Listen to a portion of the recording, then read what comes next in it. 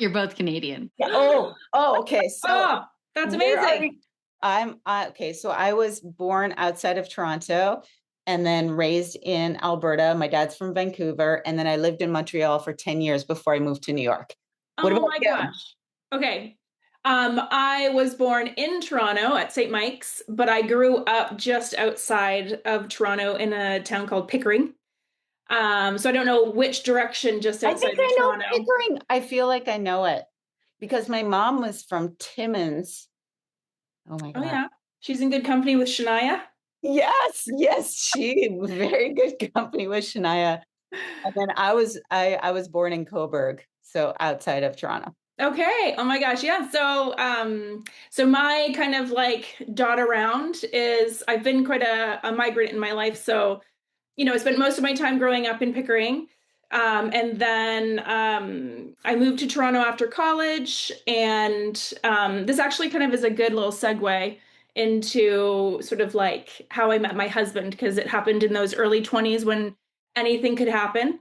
Um, so after college, I was working on a show in Toronto, and it was 2002, and SARS hit Toronto pretty badly, and they were shutting down all of their productions, and everybody was moving out west. And I had just sort of like graduated film school, and I was working on a show that was going on hiatus, and they didn't know if they were going to come back. So my uncle lived out in Vancouver in North Van. So I took a Greyhound, had my last $100, and I took a Greyhound across from Toronto to Vancouver. It took like 3 days. Of course you did. I think I've done that before too. Oh my gosh, yeah. So, and I think it's only something you can do when you're that young. Honestly, I can't imagine sitting for that long now, you know what I mean? And all of the sensory input for days on end. Yes. But I feel like I'm more prepared for the sleep deprivation at this stage in my life. Well, we have no choice. Yeah, exactly. So anyway, I'll try and truncate the story, but on that bus journey, I met a German exchange student who dated my future husband's hostel roommate and invited me to a party on my last kind of like 5 days in Vancouver, because the show that I worked on did actually get picked up again, so I was flying home. And anyway, at that party is where I met my husband. And so he was an Australian backpacker, and he'd, like everybody, like travelers, you stay in a hostel and sort of just like, live life and have that kind of like gap year. And so anyway, through all of those sort of like random meetings, we hit it off at the party, and it was literally love at first sight. And, that's a whole other story. But yeah, so Vancouver, I also lived in briefly. Yes. Vancouver's so beautiful. It really is. We went back recently, and so we stayed at a hostel I also stayed at my uncle's house, but then I would go party in the hostels on the weekends, just, because he had 4 kids under 5, so I was just staying there when I had to, and then going to have a little fun. And we were at somewhere, one of the hostels on Robson, so that was like a super fun part of town, and Ben was playing open mic nights at, oh gosh, I do know, because we went back relatively recently, and that bar is still on Granville Island, where we kind of got together. I might even know it. You probably, maybe, yeah. It was like right at the water taxi. Yeah, I might even know it. I should have prepared.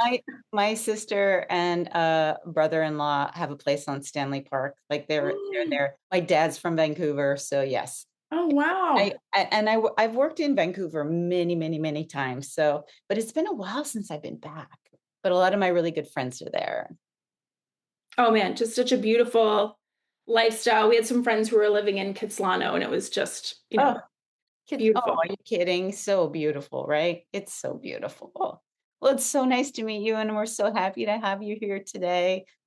We want to hear your story. We want to talk. We have real talk. We want to talk about like being a creative, being a mom. And can you give us a little bit of a background how you've gotten to where you are now and what you're doing right now? Okay. So, in a longer, I've been on the planet for some time now. So in a roundabout way, you sort of go through a bunch of different iterations in your life. And so, I started out in TV production. I was a production manager.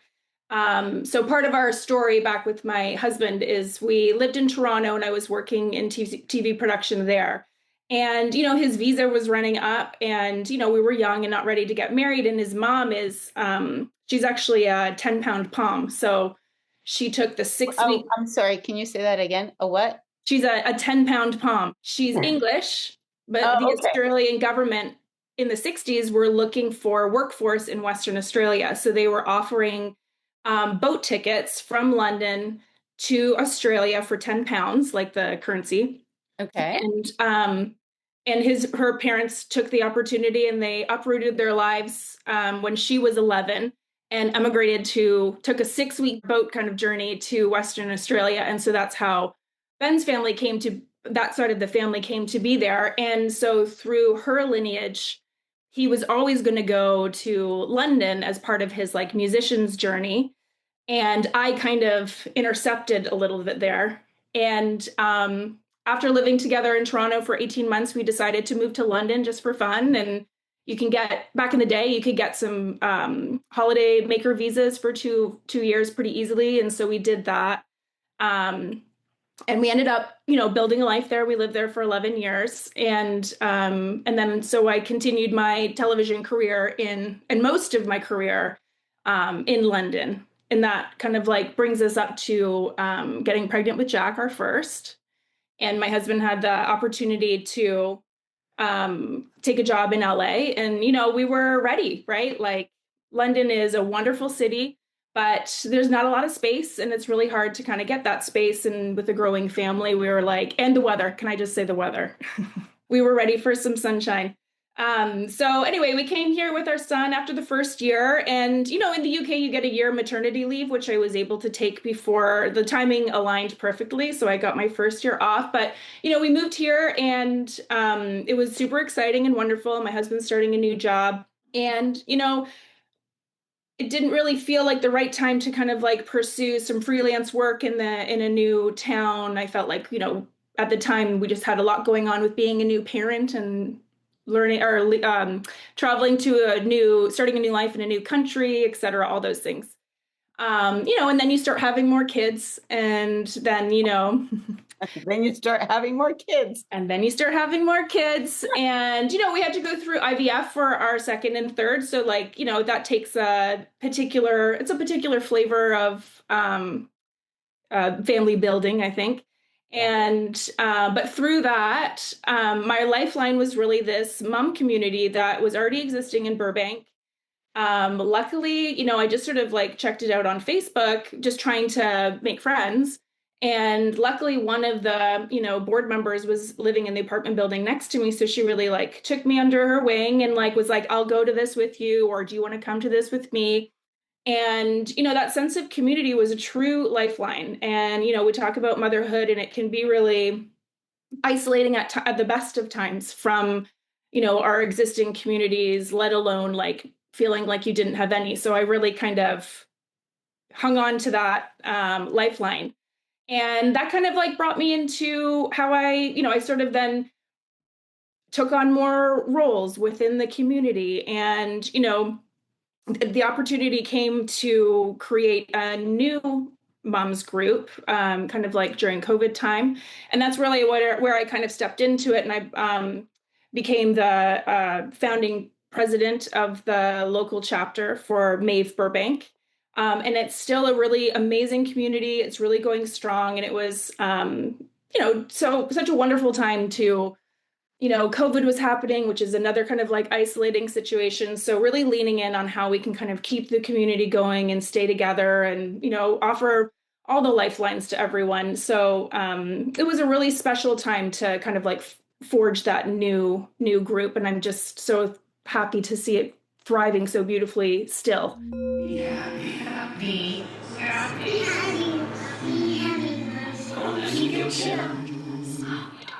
Welcome back, Mama fans. Today, we're joined by Kathryn Kennedy. Kathryn is a digital content strategist and video producer with a background in television production and nonprofit leadership. She began her career managing productions for major broadcasters, including BBC, ITV, Channel 4, and NBC Universal affiliated companies, where she developed a strong foundation in storytelling, team leadership, and high-level production management under demanding deadlines. After relocating to California and stepping away from the industry to raise her 3 boys, Kathryn co-founded the MAEVE Burbank chapter and served as its founding president. Through community leadership, large-scale events, partnerships, and local campaigns, she helped create meaningful engagement and visibility for families and women in the community. That experience eventually brought her back to storytelling through the lens of digital media and content strategy. Today, Kathryn is the founder of the Kennedy Creative Company, where she works with entrepreneurs, nonprofits, and creators to transform ideas into clear, impactful content strategies and short-form video campaigns. Her work specializes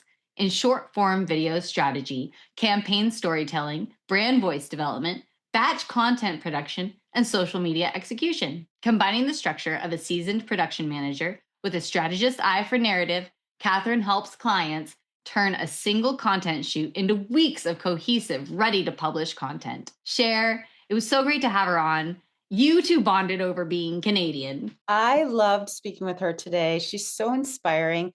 And that, yes, we're both Canadian, which is amazing. But what I loved most, well, of course, besides being Canadian, is how she manages her day to day with her boys. There's a lot going on in her life, but she has this like very calm way of approaching everything that I was very, very inspired by. And she's a creative. She's a mom of 3 boys. She's a total baddie. I'm so grateful that you introduced me to her, and I love this conversation. So let's dive in. In terms of like career progression for me too is, I've always been a bit of a creative person, but some of the questions on the notes sort of had me thinking about that kind of like creative journey. Like, were you creative as a youth? Did your parents support your creativity? And it was a nice opportunity to reflect on that, actually. I hadn't really thought about those things in a long time. So yeah, so in terms of the household, it was a, we're a sort of like working middle class creative house, right? So, and that was the sort of reflection that I was having is like, yes, I did come from a creative house. Like, my dad, from where he came, there was no money for lessons or, maybe doing classes or that kind of thing. But he always had a deep appreciation for music. So there is a soundtrack to my life because my dad always had music going and he would bring us into that. And he didn't necessarily play himself, although he did start to teach himself to play guitar. And that's how he and my husband really bonded because Ben, as a musician, my dad was like right on, like front row at the gigs. And, Ben restrung an old guitar for him for Christmas. And I think that was a real kind of like thing, which was really lovely. But, he was always a great appreciator of the art, the musicians, anytime we're playing, he's always playing music. And then so with my brother and sister and I, he would be like, okay, who's this? What song is this? Who is it? What album? What year? Like he, would up the level. But my dad was a real, like I said, a real aficionado of his, the music of his time. So 60s, 70s kind of stuff, even 80s. My parents are just here visiting and my dad and I had a moment for MTV because he used to videotape. So we have scores of VHSs. This is like the advent of VHS and taping. So he would tape all the music videos and then watch them back, like that was his level of study, like he really did love it. So I'm like, Dad, we got to get those on, he's like, they probably all exist somewhere anyway, but I'm sure he's probably got some gold there and my mom would appreciate the space back. Sure. So roundabout, and my mom always, interiors, our house, she was always changing something up and she was always doing like an art project, like, doing like a little night class to learn how to paint something. So, we weren't like fine art lovers, but there was always creativity. Do you know what I mean? And so, and I feel like I do that too. Like I love interiors and I pour my creativity into my home, and my sister is actually an interior designer. So, so interestingly, we all kind of pursued in our own way a different creative career, which is kind of, it's interesting, like you sort of still plant the seed. And, as my parents, when we moved to England, my parents would come and visit us and we would go on Europe trips and stuff. This is later on in life. And my mom would always have a museum on the travel itinerary. So she's always been an appreciator of the arts. And I think like, in a different time and a different socioeconomic kind of position in life, like, yeah, maybe she would have been more of a full-time creative, but the function, your function in your life station, you kind of have to go with it. But our kids and we had much more choices than previous generations. So I appreciate the foundation is what I appreciate. And then so my mom's dad actually, so he was started out as a car mechanic, and this is kind of how entertainment came into my life. So I promise there's a through line.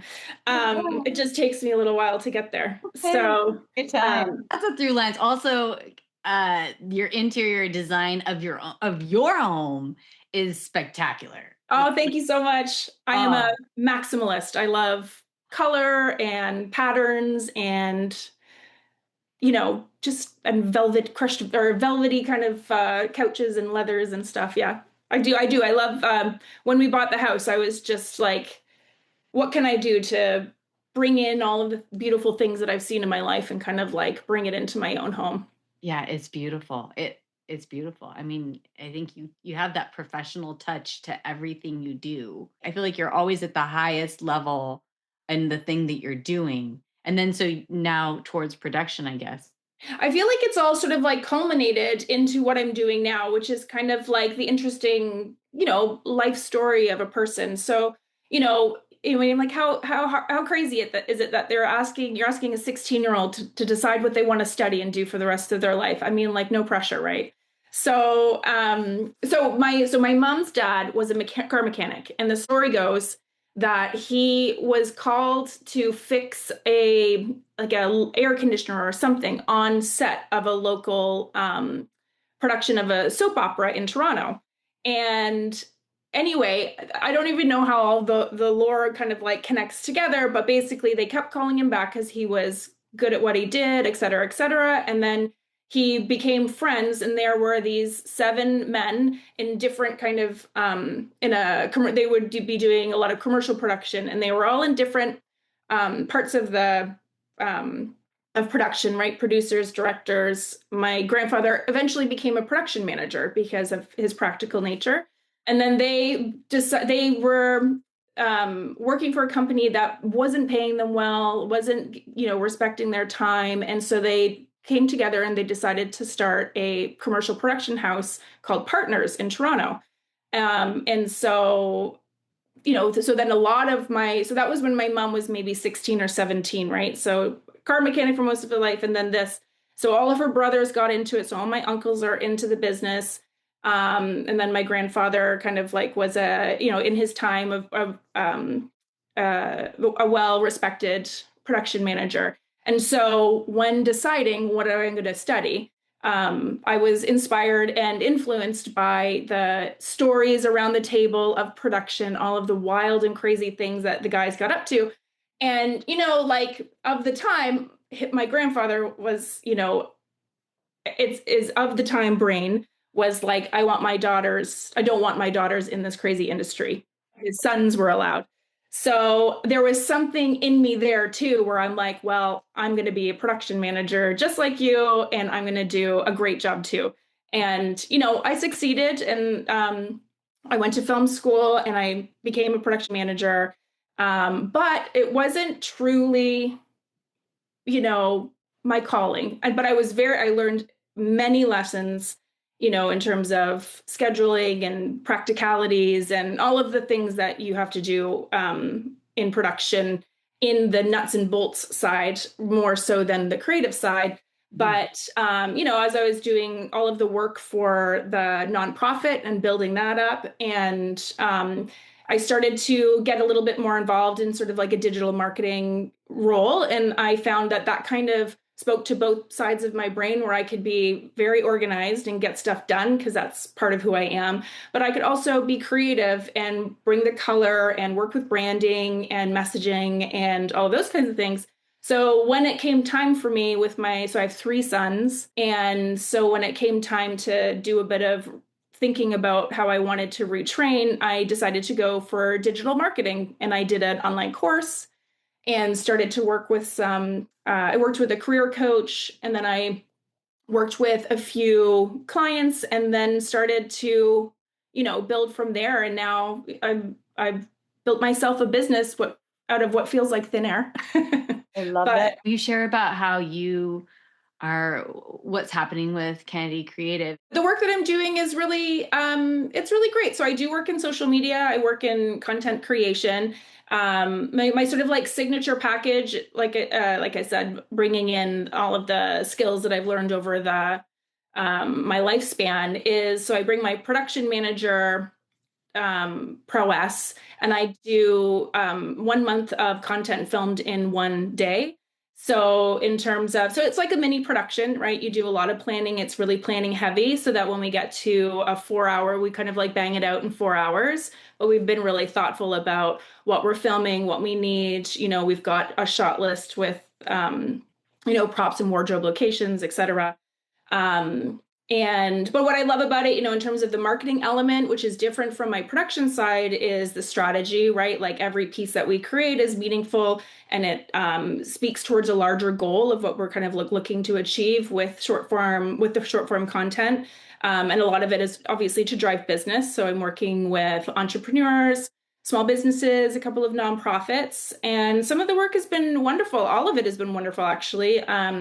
I've worked with a lot of women business owners, and a lot of the messaging is really meaningful to me. Like, I love that what we're creating together is kind of like part of is a good part of the internet, right? Like social media can be very many different pockets, but for instance, I've got a lawyer client who advocates for kids with special needs. So we're doing a lot of educational content supporting her business of, helping people navigate IEP meetings and trying to demystify what happens when you get a diagnosis. And that's a really hard situation for parents, speaking of community. So helping to create that community for her services, but also because her story as a mom and how it came to be. So there's storytelling attached to what I'm doing as well, like telling the founder story. We're kind of in that era when it comes to Instagram is my kind of where most of my work is geared towards. But, the founder story is so important. When people are looking to work with someone, they want to know the story. They want to know, why am I going to choose this person over, the many, many other choices. So that's where my services come in. We really kind of like get to the crux of what part of the story do we want to tell, what's your community, how can we like communicate your business in a simple, effective way. Maybe they've got an event coming up and we work on how to promote that event effectively. And I work with nonprofits. So I've just done a contract with CA Now, which is the California chapter of the National Organization for Women. And I did a campaign helping launch their foundation arm. And so, we did a lot of content surrounding education on period poverty. And we did some content surrounding Sexual Violence Awareness Month, which was last month. So, about the bystander effect and slut shaming. So creating engaging content to educate, Gen Z audience is their main demographic, but also, the millennial, and connecting the second wave. So we're sort of like thoughtful in how we can unify women under this one cause, right, of equality. So I found that, and there's lots more to talk about, but just to give you an example, a flavor of the kind of work that I've been able to find myself doing, it's been really satisfying. The storytelling is attached, the creativity is there, but I'm still using my organization skills to drive it forward and create a specialized package. Because, not a lot of people have the resources to align with an agency where you have to have like a retainer fee for 2-3 months kind of thing. So the package that I offer is sort of that middle ground, right? So you're still getting, an elevated product that has purpose and has strategy, but you only have to pay for that one kind of like month's content. So, and then if you choose, you can go on a retainer, but I feel like that's sort of like the sweet spot of where I am with my business and the people that I'm providing a service for. That's fantastic. And I hope that our listeners are listening to you, because I'm sure there's a lot of artists out there that need content like me. Honestly, I for years resisted it because, I come from a generation of I could show my resume. It's really hard to kind of think about how can I present myself and who I am, and everything that I can offer in one Instagram page. So I think that what you do is really, really admirable. And like, we need more people like you. So yeah, it's a gift. I might be calling you. Yeah. Yeah. Oh, I love working with strong women. I feel like that is my niche, like helping to organize, like that's my superpower, right? Like, let's talk about what you do. And then help organize you into, you've got your pillars of what you want to say, but everybody has an opportunity to have so much different content. It's just, I feel like I kind of can help steer that creative process so that I give it structure so that you can be creative in the ways that you are naturally creative. But I just help that structure. And that's my superpower, is to move things along and tick those boxes and just kind of, help move that needle forward. But I'm sure that's like yourself and all the mamas here, like, we've all got a wonderful story to tell that's meaningful and important. And, I'm really enjoying this chapter of my career where I'm getting to tell the stories, be creative myself, and create fun and engaging content. It's really fun. It's short form. It's wonderful to do something like a little snackable piece of creativity. Love it. I love it though. It's so fun. And I admire that so much. Do your sons see the content that you do? Do they how involved are they in mom's life and in mom's professional life? Are they in my professional life? Like I do show them my stuff, like, they'll pop in, like, what are you working on? And I'll show them a little video. And then, I do the videos with them separately, which the little guys love doing it. Jack is sort of like, I've got to really present him with a good idea, something that makes him look really cool. right? But they're around and they see my stuff, and yeah, it's sort of like, it's not really when we do look at Instagram together on my account, and we like watching like seal content and fuzzy birds and dogs. We watch a lot of animal videos. Yes. Yeah, we watch. Yeah, for sure. I'm really excited. I'm really excited to show my kids the video where you're with your family and you have the reunion on the beach, and it's levels of it, or the walking in and out of frame is really creatively done, and it just shows how good you are at envisioning how to pull an idea together, I think. Space. Having to, I've got a whole bunch of, I've got my organization on how I kind of like store my inspiration, and I can always refer back to it. And I've always got a bit of a plan. So I knew I wanted to do that before we went to the beach kind of thing. So, it wasn't on the fly. That's not necessarily my jam. I'm more of a prep person and then execute kind of thing. So, and it is still like herding cats. I mean, getting them to, luckily the volume was off, like just to hear the nattering of what was actually happening on the beach would have been hilarious. I should do a blooper reel. It's like, what am I doing? What's going on here? My dad and my mom. And yeah, it was really funny, but we got it done. Yeah. And I even got my brother into it. On that note of how you think things through, is that how you maintain balance? Because how do you have is that part of your like daily practice, is that you're organized and you think things through? Yeah, I feel like that's like a two-pronged thing. So I'm like a chronic list maker. I don't have journals, I have my lists. So instead of keeping books of journals and thoughts, I have 10 years worth of books that are filled with like my to-do lists. And that kind of like when I reflect back on them, and I looked at them, kind of recently, and it's just like, oh yeah, I was planning the wedding. And then so all of the wedding kind of like to-do lists. So it works as, my journal kind of thing, but I make lists all the time. And so that's how I keep things organized. And I do still need to write stuff down. I try and go digital, but ultimately I do like to write things down. And then and then that's the organization. But then I'm an extrovert. I need to release in a not so structured way. So I love to go dancing, just be free. I'm not a dancer, but I do like to, shake my groove thing. And then I love, deep chats, like something like this, late night deep chat with the nice bottle of red is kind of like so fulfilling and good for the soul.